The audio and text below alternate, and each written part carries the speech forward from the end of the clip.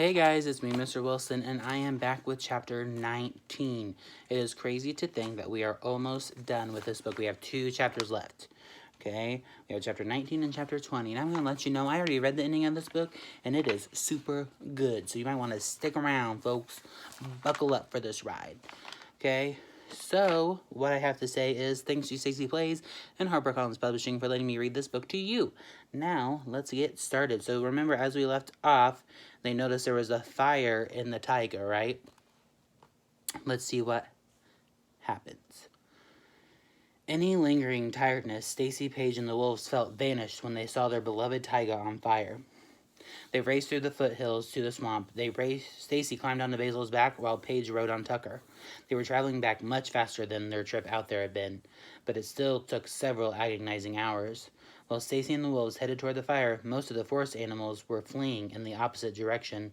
Stacy had never seen anything like it, as she saw the pack swam across the lake. All kinds of animals paddled past them: beavers, otters, foxes, and even elk. Hundreds of birds soared overhead, flying away from the billowing smoke. Stacy knew the animals were operating on instinct, protecting themselves from the smoke and the flames. Her instinct, however, and that of Paige and her wolves, was to get the other members of their pack as quickly as possible. Stacy would never forgive herself if something had happened to Wink and Noah. It had been her decision to travel so far away without 2 members of the wolf pack. As they approached the taiga, dense smoke ash filled the air, making Stacy's eyes water and her throat ache. But there was nothing compared to her fear that Wink and Noah might be in trouble. How would we get to them without running into the fire ourselves? She could see that great swaths of the forest had already been burned. Cinders floated in the scorching air, dropping on the dry vegetation and sparking small blazes that could quickly become big. Each step was treacherous. Suddenly, Stacy saw what initially looked like the largest bird she'd ever seen flying toward the fire, accompanied by a loud humming sound. "A helicopter!" Stacy yelled. She'd never seen one in person before. The noise confused her. It was also familiar to her. But how? She stopped in her tracks and stared up at the helicopter in the sky, mesmerized by its whirring noise. All of a sudden, Basil and Tucker pulled her behind some bushes. Everest was standing tall in front of her, baring his teeth at the helicopter above. Pretty sure it's going to help fight the fire, guys," Stacy said, stepping out from behind the bushes. "I don't need protecting from it, thanks. It's likely headed to where the fire is most out of control. Hopefully, that's not the cave." A couple of bats flew past and hovered just over Paige's head. That gave Stacy an idea. "Paige, can the bats lead us to the cave?" she asked. "Show us the safest route?" Paige conferred with the bats for a moment and then gave Stacy a bark that sounded remarkably like yes. "Find Wink and Noah," Stacy said. Of course, the bats had no control over the wind, but they were able to lead the pack through the parts of the forest that were not being ravaged by the flames. Other areas were already so badly charred that there was nothing left to burn. Those areas presented their own problems, and the forest was full of humans who were dressed in suits that protected them from tall flames. Humans who wouldn't understand why a girl was racing toward a fire with a wolf pack, a dog, and a small colony of bats. Stacy had never experienced a forest fire before. Thankfully, she had read about them. Still, she was shocked by the number of people who had shown up to help fight the fire. She was grateful for them, of course, but they were making it particularly hard at the moment to run by unnoticed. They had to skirt a large campsite full of men and women in fire gear, and others who seemed to be supporting them with water stations and a whole picnic table covered in radios, walkie-talkies, and cell phones. A group of people, their faces black with ash and soot, were gathered around a map, talking strategy. From what Stacy could see, parts of the map had been colored with markers showing where the fire was most concentrated. Stacy longed to get a look at the map to see if their clearing and the cave were safe, but of course she couldn't do that without raising lots of questions. Addison had the same thought. Stacy caught her just as she was about to run into the campsite and look at the map. "No, Addie," Stacy whispered. "Too dangerous. Besides, Wink and Noah are smart." Addison shot her a look. "Well, Noah's smart at least. He'll have found a way to protect Wink and himself." Stacy and the wolves were crouched in the undergrowth of the firefighters' campsite, trying to avoid notice and find the best route back to their cave. That was the first place she knew to look for Noah and Wink. If they had been forced to escape, they would have left some indication behind on the cave's map to let the others know where they had gone. The firefighters were so close to Stacy they could hear the conversation. "This is ground zero," one man said, pointing to a spot on the map. "Careless campers?" asked another. The first one shook his head. "I don't think so, but we did find some surveying equipment. The forest was so dry that the small spark could have set it off." Stacy was about to try to slink off when she heard something else that stopped her in her track. It was a woman's voice. "Miriam? Could this have been arson? The pro-development groups?" The man's face turned to stone. "That's a serious accusation," he yelled over all the others, shouting that echoed through the forest. "But I wouldn't put it past them. People won't fight to save a burned forest in the same way it would have one that's in full life. Probably easier to develop, too." Stacy was so angry she nearly marched right up to the firefighters, demanding to know what they would do about the developers. Everest nipped at her ankles, reminding her with his loving gray eyes that she needed to stay hidden. "All right," she whispered to the wolves and Paige. "Keep low and follow me. We've got to get to the cave."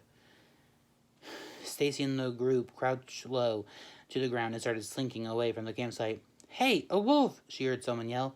"Wolves! They're running toward the fire!"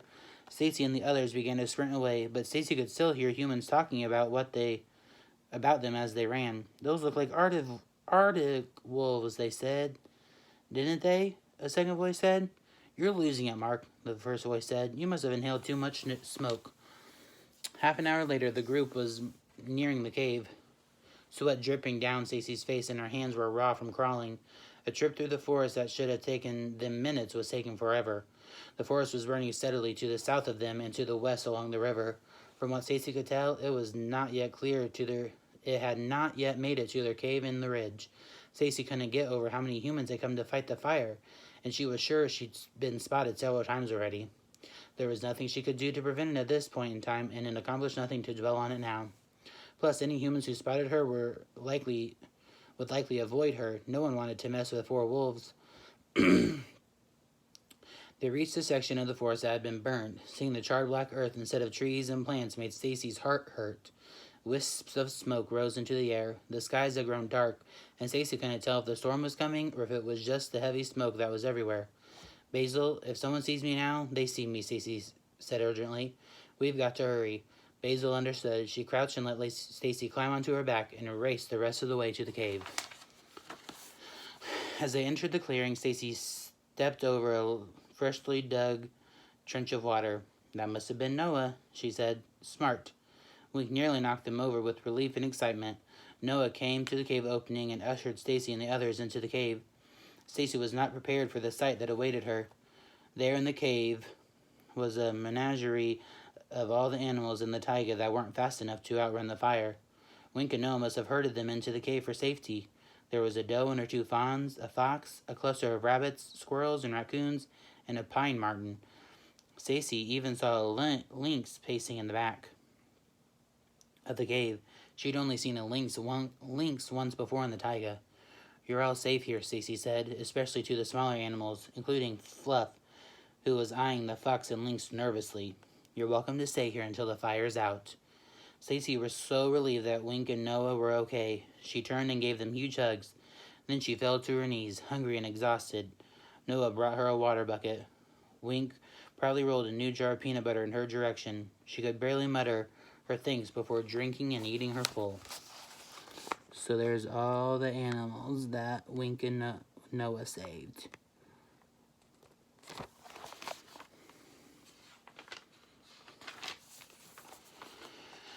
She finished quickly and was about to help Tucker, who was currently performing triage on the assortment of animals in the cave, when bats started zooming around Paige.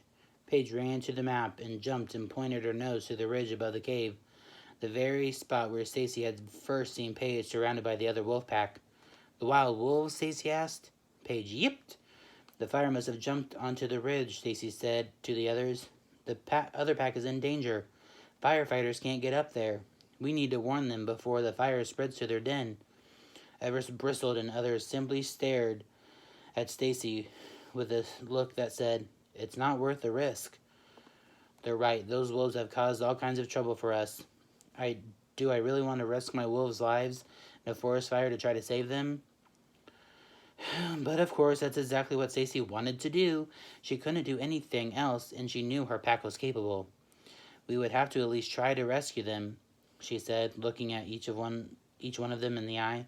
Basil, Wink, Everest, you're the fastest.